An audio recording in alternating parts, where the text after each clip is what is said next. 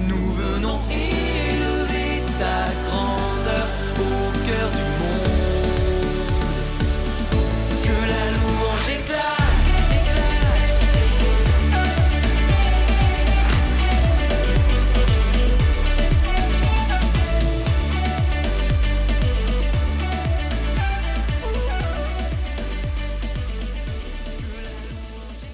Lecture du livre des Actes des Apôtres.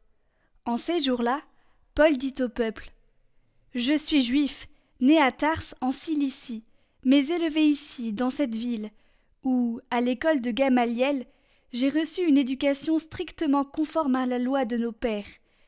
J'avais pour Dieu une ardeur jalouse, comme vous tous aujourd'hui. J'ai persécuté à mort ceux qui suivent le chemin du Seigneur Jésus. J'arrêtais hommes et femmes et les jetais en prison. Le grand prêtre et tout le collège des anciens peuvent en témoigner. Ces derniers m'avaient donné des lettres pour nos frères de Damas, où je me rendais. Je devais ramener à Jérusalem ceux de là-bas, enchaînés, pour qu'ils subissent leur châtiment. Donc, comme j'étais en route et que j'approchais de Damas, soudain, vers midi, une grande lumière venant du ciel m'enveloppa de sa clarté.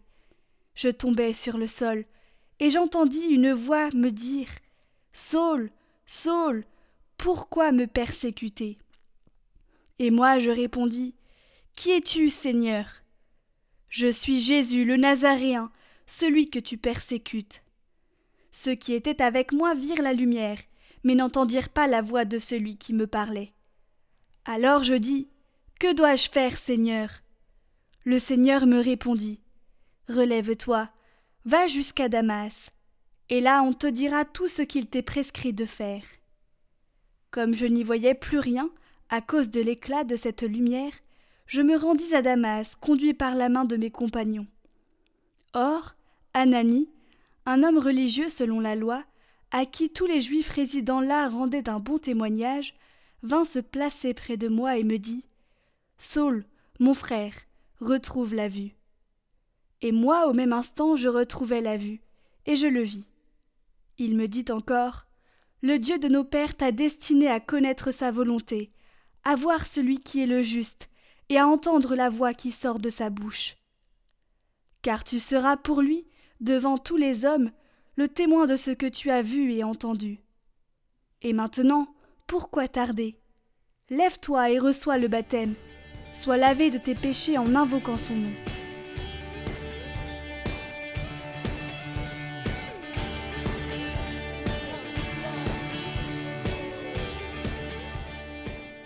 Allez dans le monde entier proclamer l'Évangile.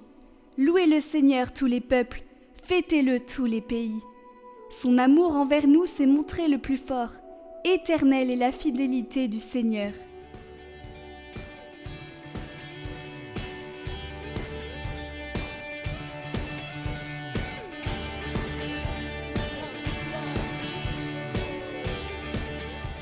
Évangile de Jésus-Christ selon saint Marc.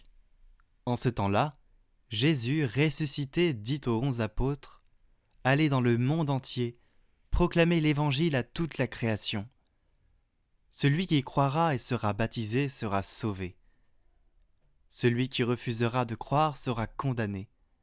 Voici les signes qui accompagneront ceux qui deviendront croyants. En mon nom, ils expulseront les démons. Ils parleront en langue nouvelle. Ils prendront des serpents dans leurs mains, et s'ils boivent un poison mortel, il ne leur fera pas de mal.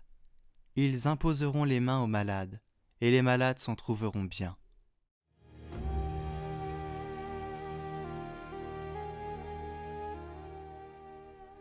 Prions le Seigneur pour qu'il nous aide à vivre ainsi notre foi.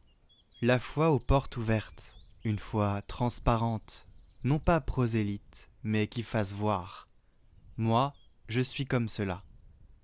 Et avec cette saine curiosité, que cela aide les gens à recevoir le message qui les sauvera.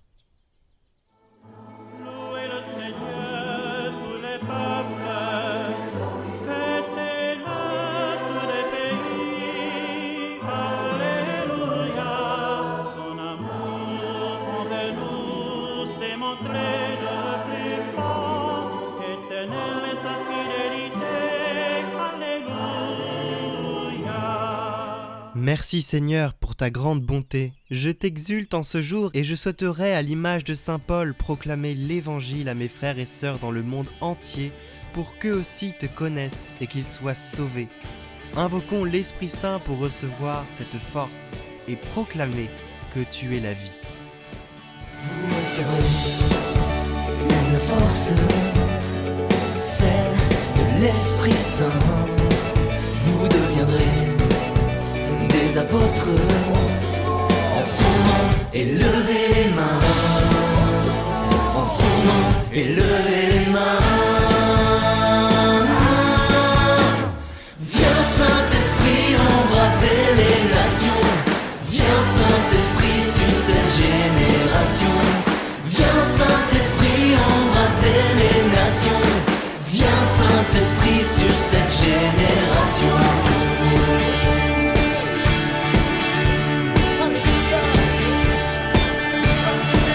Vous partirez sur les routes, proclamez Jésus est la vie, et vous n'aurez aucun doute. Embrasé par le Saint-Esprit, embrasé par le Saint-Esprit.